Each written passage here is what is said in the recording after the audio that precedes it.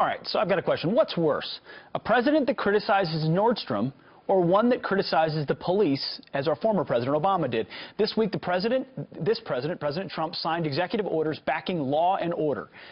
But the liberal press pretty much ignored it. As you can see on the left, the amount of time they spent on Nordstrom. On the right, the amount of time they spent covering these new executive orders on law and order. Are they focused on the wrong things? Here to weigh in, radio talk show host and Fox News contributor David Webb. David, thanks for joining us this morning. So why all the focus on Nordstrom? Why little focus on executive orders? Look, flood the zone if you're the media and you don't like Trump with every other story but what's important. When he signed those 3 executive orders, he set the standard, or at least reset the standard, on going after transnational gangs, on going after human trafficking, drug cartels, drug trafficking, and going after, and also saying that we, as a federal, agent, or the federal government, when necessary and when it applies, will work to protect our police officers and our law enforcement community at large. There are times when they've been under attack. President Obama criticized the institution of law enforcement. He inflamed the tensions. You look at the deaths, the assassination of Wen Jianlu, Rafael Ramos here in New York. You look at others around the country. So what they're doing is they're flooding the zone on Nordstrom's. And the Nordstrom stories are often one-sided as well, because it's Nordstrom says, well, it's just a business decision. But Nordstrom's been involved in commenting on the president's previous executive order on immigration and refugees. Right. So why no examination of the potential political motive of a Nordstrom? Well, that doesn't matter to the narrative. The narrative is to flood the zone on anything Trump does to distract the American people from the work he's doing. By the way, I'll say this.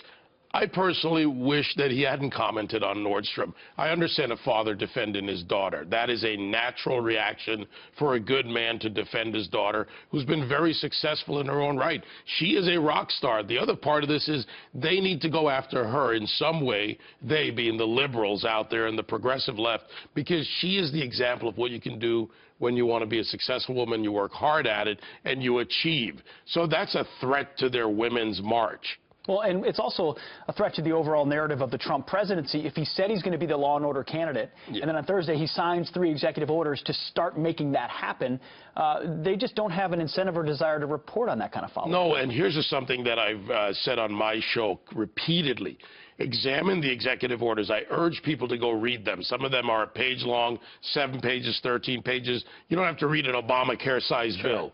But the executive orders that Trump has issued, by and large, are to enforce laws that exist. He's not making new law. That's contrary to what President Obama did. Precisely. He wrote executive orders to impede in enforcing our laws. Big difference between the two. Which is why conservatives are not up in arms over executive orders that simply say enforce the laws that are on the books. Right. There is a use for executive orders. Sure. And when used properly, they can help us as a country. When used improperly, they can lead to these situations that have happened with immigration enforcement and many other areas. David Webb, always a clarifying voice. Thanks, man. Good to see you, Appreciate Pete. it. Good to see you.